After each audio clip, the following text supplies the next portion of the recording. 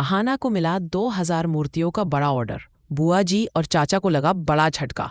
जी हाँ, बड़े घर की छोटी बहू की कहानी में हर दिन एक ऐसा नया तूफान देखने को मिल रहा है जिसने घर की नींव हिलाकर रख दी है। यह केवल पारिवारिक संघर्ष नहीं है, यह उस पीढ़ीगत टकराव और सामाजिक रूढ़िवादिता के बीच फंसी महिलाओं की एक महागाथा है, जहां हार मानने का मतलब केवल आर्थिक नुकसान नहीं बल्कि आत्मसम्मान की पूरी तरह से मौत है। कहानी उस भावुक मोड़ पर आ खड़ी हुई थी जहां घर की बहुओं कुकून, अहाना, छोटी बहू और खुद दुर्गा देवी माँ ने पहली असफलता और सार्वजनिक अपमान का कड़वा घूंट पीकर यह फैसला कर लिया था कि वे अब पीछे नहीं हटेंगी। यह सब तब शुरू हुआ जब अमर दादा को मूर्तियों के टूटने के कारण दुकानदार ने रोक लिया और उन्हें अपनी इज्जत बचाने के लिए अपने ही छोटे भाई छोटू अर्जुन से 5000 का उधार लेना पड़ा। यह 5000 रुपये की रकम मात्र एक कर्ज नहीं थी, अमर दादा के पुरुषार्थ पर लगा एक कलंक था, एक ऐसी जिल्लत जिसे छोटू ने बार बार ताने के रूप में पूरे परिवार पर बरसाया। छोटू ने जो घर का इकलौता कमाने वाला था, इस असफलता का सारा दोष बहुओं पर मढ़ दिया।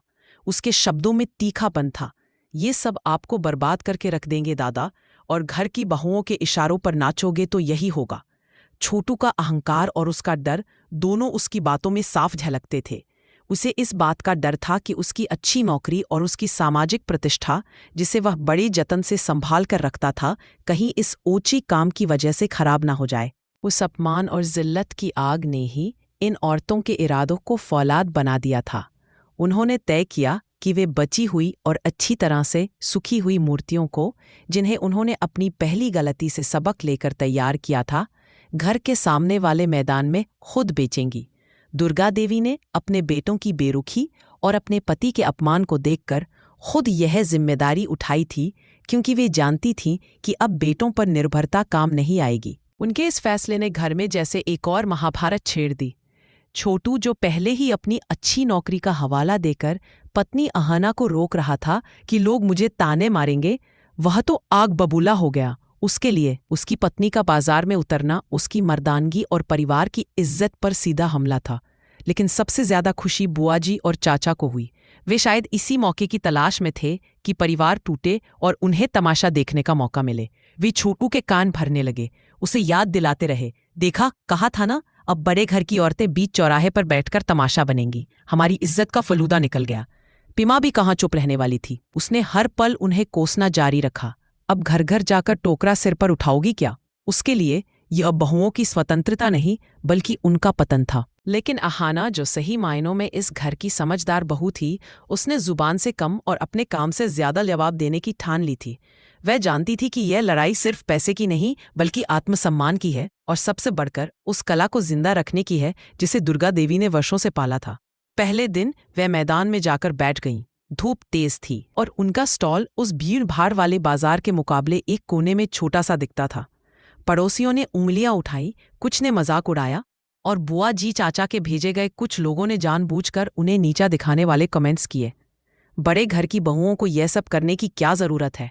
जरूर घर में दाल रोटी नहीं मिल रही होगी। दिन भर में उनकी बस गिनी चुनी मूर्तियां ही बिक पाईं। शाम को जब वे थकी हारी घर लौटी तो उनकी पीठ दर्द कर रही थी और उनकी आंखों में निराशा के आंसू थे। लेकिन उनके दिल में एक बात साफ थी, वे हार नहीं मानेंगी। यहीं पर अहाना की बुद्धि और उसकी दूरदर्शिता ने खेल पलट दिया। वो समझ गई थी कि ऐसे गली मोहल्ले में बैठकर वे न तो अपना हुनर साबित कर पाएंगी और न ही छोटू का कर्ज चुका पाएंगी। वो छोटी बहू जरूर थी, लेकिन उसकी सोच बाजार की संकीर्ण गलियों से कहीं आगे थी। उस रात जब पूरा घर सो रहा था, अहाना ने एक लैपटॉप खोला। उसने अपनी सास दुर्गा देवी के हाथों से बनी सबसे खूबसूरत मूर्तियों की तस्वीरें अपने फोन से खींची थीं। ये वो मूर्तियां थीं जिनमें कोई खोट नहीं था, जिन्हें धूप में अच्छी तरह सुखाया गया था और जिनमें दुर्गा देवी की वर्षों की तपस्या झलकती थी। अहाना ने रातों रात इंटरनेट पर शहर के बड़े बड़े पूजा आयोजकों, सामाजिक कल्याण के लिए काम करने वाले एनजीओज और सांस्कृतिक महोत्सव का आयोजन करने वाली संस्थाओं को ईमेल भेजे। उसने अपने ईमेल में सिर्फ मूर्तियों के दाम और साइज की बात नहीं की, उसने एक कहानी भेजी, एक मार्मिक कहानी कि कैसे एक बड़े घर की सास बहू अपनी पारंपरिक कला को जिंदा रखने के लिए संघर्ष कर रही है, कैसे उन्हें परिवार के भीतर से ही विरोध और सामाजिक अपमान झेलना पड़ रहा है। उसने अपनी कला को महिला सशक्तिकरण, विमेन एम्पावरमेंट के रूप में पेश किया। उसने अपनी कलाकृति में उस मिट्टी की महक और उस आत्मविश्वास को जोड़ा जो हार ना मानने के बाद आता है। दूसरी तरफ बुआ जी और चाचा अपनी अगली साजिश की तैयारी में डूबे थे। उन्हें लगा कि उन्होंने जीत हासिल कर ली है, क्योंकि बहुएं अपमानित होकर वापस आ गई थी। वे पीमा के साथ मिलकर अगली चाल रचने लगे कि कैसे अमर दादा और दुर्गा देवी को घर के फैसलों से पूरी तरह बेदखल कर दिया जाए। उनका प्लान था कि वे छोटू को इतना उकसाएंगे कि वह अहाना को काम करने से मना कर दे, और अगर वह फिर भी न माने तो वह उसे तलाक देने की अपनी पुरानी धमकी को सच कर दे।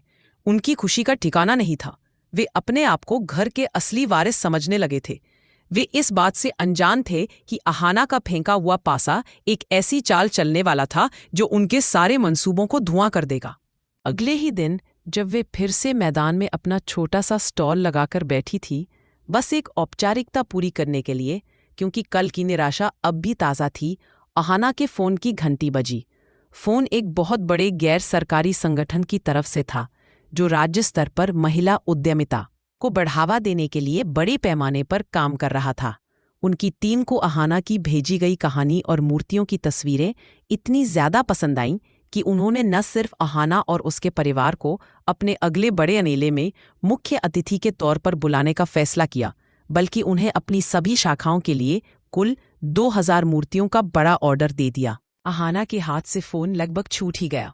2000, ये संख्या इतनी बड़ी थी कि उस समय की 5000 की उधारी और आने वाले महीनों का पूरा खर्चा सब एक झटके में छोटा पड़ गया। वह खुशी, उत्साह और भावनाओं के ज्वार में बहती हुई भागी भागी घर आई। उस वक्त हॉल में बुआ जी, चाचा और पीमा बैठकर शायद इसी बात पर हंस रहे थे कि आज भी बामुश्किल 2-4 मूर्तियां ही बिकी होंगी। अहाना ने लड़खड़ाती लेकिन जीत से भरी आवाज में घोषणा की, माँ, हमें 2000 मूर्तियों का ऑर्डर मिला है। एक पल के लिए पूरे कमरे में एक भयंकर सन्नाटा छा गया। अमर दादा और दुर्गा देवी ने अविश्वास से अहाना की ओर देखा। उनकी आंखों में जीत की रोशनी के साथ साथ अपनी छोटी बहू के लिए अथाह प्यार और सम्मान झलक रहा था। कुकून की आंखों में आंसू आ गए, जो पहली बार अपमान के नहीं बल्कि सम्मान और सफलता के थे। लेकिन सबसे देखने लायक चेहरा था बुआ जी और चाचा का। ये खबर उनके लिए किसी बड़े झटके से कम नहीं थी। उनपे चेहरे का रंग उड़ गया, होंठ कांपने लगे, जैसे किसी ने उनकी सारी साजिश और उनकी सदियों पुरानी रूढ़िवादी सोच की नींव ही खोद डाली हो। पीमा की तो बोलती ही बंद हो गई। वे औरतें जिन्हें वे कल तक धोखेबाज और खानदान का नाम डुबोने वाली कह रही थीं, आज एक झटके में 2000 मूर्तियों के व्यापार की मालकिन बन गई थीं। ये कैसे संभव हुआ? यह सिर्फ एक ऑर्डर नहीं था, ये उन सभी तानों, अपमानों और अहंकार की दीवार का करारा जवाब था जो छोटू और उसके सहयोगी परिवारजनों ने खड़ी की थी। ये अहाना की समझदारी की जीत थी, जिसने दुर्गा देवी के हुनर को घर की चारदीवारी से निकालकर एक राष्ट्रीय मंच पर पहुंचाया। ये उस बड़े घर की संकीर्ण सोच पर छोटी बहू की नई, डिजिटल और साहसी सोच की जीत थी। लेकिन असली कहानी तो अब शुरू होगी। ये बड़ा ऑर्डर इन बहुओं के लिए एक नई चुनौती है। 2000 मूर्तियां बनाना, उन्हें समय पर डिलीवर करना और उसकी गुणवत्ता बनाए रखना आसान काम नहीं। बुआ जी और चाचा, जिन्हें इतना बड़ा झटका लगा है, वे चुप नहीं बैठेंगे। उनका अहंकार टूट चुका है और अपमान की आग में जलकर वे अब जरूर कोई नई, ज्यादा खतरनाक साजिश रचेंगे ताकि ये ऑर्डर पूरा ना हो सके। वे कारीगरों को भड़का सकते हैं, मिट्टी खराब करवा सकते हैं या इस पूरे व्यापार में कानूनी अड़चनें डाल सकते हैं। सबसे बड़ा संघर्ष छोटू के मन में चलेगा। क्या वह अपनी पत्नी की इतनी बड़ी सफलता देखकर बदलेगा और अपनी अहंकार की दीवार को तोड़ेगा? क्या वह अपनी पत्नी की ओछी कला को अब सम्मान देगा, या उसका दम्भ उसे अपनी ही पत्नी की सफलता के खिलाफ खड़ा कर देगा? और क्या कुकून, जिसे उसके पति ने तलाक की धमकी दी थी, अब इस नई आर्थिक शक्ति के साथ अपने रिश्ते का कोई नया फैसला लेगी जिसमें वह अपने पति की धमकी पर निर्भर नहीं है? अहाना, जो सबका साथ नहीं छोड़ती, क्या वह अपनी इस जीत को पूरे परिवार की जीत बना पाएगी, या यह घर 2 हिस्सों में बंटकर हमेशा के लिए बिखर जाएगा? यह देखना वाकई दिलचस्प होगा, क्योंकि इस जीत ने केवल व्यापार नहीं बल्कि घर के हर रिश्ते को एक नई कसौटी पर लाकर खड़ा कर दिया है। आज के एपिसोड में बस इतना ही। कमेंट में बताइए ये स्टोरी कैसा लगा।